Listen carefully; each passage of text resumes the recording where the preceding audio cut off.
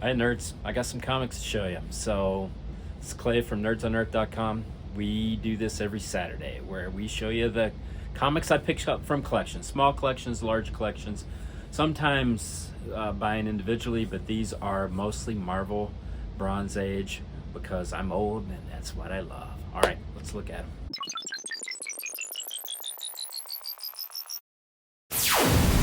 All right, I said Bronze Age, but what is this? That's a 15-cent comic, and it's about a quarter of an inch wider. Is that a Silver Age sneaking in? That's Submariner. I love Submariner. So many covers by Marie Severin. That is my favorite. Defender 73, that's later in the run. Hellcat had joined the team by that time. This is a rare modern book out of me. But I do love the Star Wars. Ka-Zar, I have a full run of the first volume of Ka-Zar. This is volume 2, Ka-Zar the Savage. I don't have a full run there, but by golly, I'm getting it. Fantastic Four, 106. I mean, look at that cover. I mean, that is just beautiful. Again, this is a Silver Age. I like these little 4 vignettes of the 4 different members. This is Fantastic Four 110. I don't think that's the second appearance of Agatha Harkness. I think this is the first cover appearance of Agatha Harkness, but it's an early Agatha Harkness. 92. This is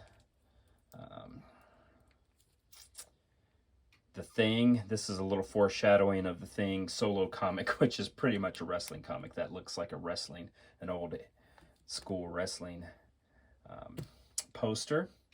And this is 63, Blastar, the Living Bomb Burst. So that's a fantastic cover as well. I love those old Fantastic Four, and this is in beautiful shape for being a black cover. So a little change, the Tomb of Dracula, number 4. I mean, look at this cover. I mean, boom, there she is. The Bride of Dracula. This was a great comic. I would love to say that I had a full run of Tomb of Dracula, but alas, I do not. Here's another Submariner, number 51. Submariner, number 36. Adventure into Fear started as Fear with general just monsters, and then turned into Adventure into Fear and started featuring Man-Thing, Morbius, some of the Marvel monsters.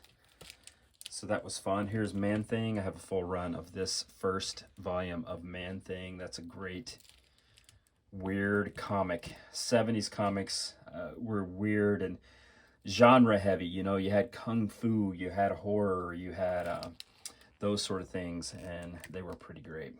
I love this cover just because it feels like such a throwback, right? This is Avengers 130. This is kind of minor rogues gallery, right? Like no one thinks of those as major villains, but I love stuff like that, and I love that era of Avengers. Here he is. He's here, the Human Rocket, the man called Nova. I love Nova. Nova was interesting in that Nova wasn't a character that started as a minor character and then organically grew in popularity. They launched Nova to be a hit. They created the character. You know, issue 1 of Nova is his first appearance, and I hope he comes into the MCU. That would be fantastic. There's another Adventure into Fear. Again, that's not the Man-Thing solo. That's Adventure into Fear. Here's another. If you'll see, this is Avengers 133. You can see that era of comics and the look on those covers. This is Mantis. This is how Mantis looked in the comics.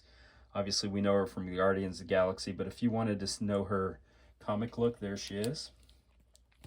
Werewolf by Night. It's a good comic. Here's some Moon Knight. Here's some more Moon Knight. Moon Knight number 27. Moon Knight number 9. So that's some early Moon Knight. Going backwards into number 5. Here's Moon Knight number 4. So we're getting early into, I do have a Moon Knight number 1, but we won't see it here. Nova 11, Sphinx was his kind of primary rogue. Oh gosh, why did I say Bronze Age? We're having some silver.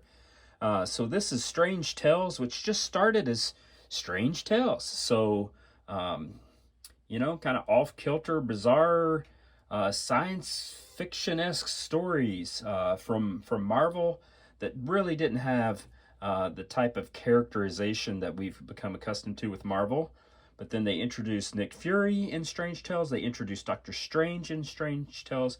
Obviously, these two characters became, you know, hugely popular characters. Eventually spun off into their own series, but they started here in Strange Tales. And at some point, what, 139-ish is when every Strange Tales issue featured these two characters. Here's 153. I don't think that's the first appearance of Contessa. It is not the first appearance of Contessa. I think that's just a cool cover with a flying saucer. So here's 156. Here's some more Nova 9. I could have put these in order for you folks, but clearly I did not. Nova 14. And this is another rare modern comic for me. I read all my comics in Marvel Unlimited. I read them digitally and I collect them, you know, analog, obviously. But in terms of Marvel Unlimited, this is the Marvel Unlimited variant that comes with your annual subscription that I love because I got a little Kitty Pryde Marvel Legends action figure. So if you want to sign up for Marvel Legends, get the annual upgraded pass and you get a couple sweet comics and a Kitty Pryde figure. All right, let's finish this off. Just a few comics less. This is a double size issue of Daredevil, the Man Without Fear. This is Marvel Fanfare, which was a little anthology comic that would have a kind of a rotating cast of characters with a mainline story that would run a few issues and then a backup in the back. These first couple of issues introduced some characters. Occasionally they were in the Savage Land, and the Mutant Vertigo, who later joined the Marauders, was introduced there. Nova 15. Nova 21. You got a good look at Richard Rider, the guy beneath the helmet. And let's finish on this comic. This is Nova 23, which I think you just got to stare into that comic and wonder yourselves what is happening. But in the 70s, there were a lot of characters like this, frankly, where, you know, disembodied brain in a jar or headless person, or their head was changed from their body. And there were a lot of characters that appeared in Nova, and Defenders had a ton, but 70s comics, you gotta love them. All right, nerds, that's it. That's what I got for you this Saturday. Do it every Saturday. So if you want to subscribe, that'd be great. If you want to see, it's typically Marvel Bronze Age, but as you can see, I slip into silver, occasionally some moderns. But I buy collections, and I kind of pull out the stuff that I want for my own personal collection, and I like to show them to you. So if you want to follow along, subscribe. You can also always go over to nerdsonearth.com. We got tons of content. We have great board game content by my buddy Abram. We do a lot of MCU stuff. We do D&D stuff. Lots of fun, nerdy things over at nerdsonearth.com. But that's it for this week. All right, later, nerds. Take care.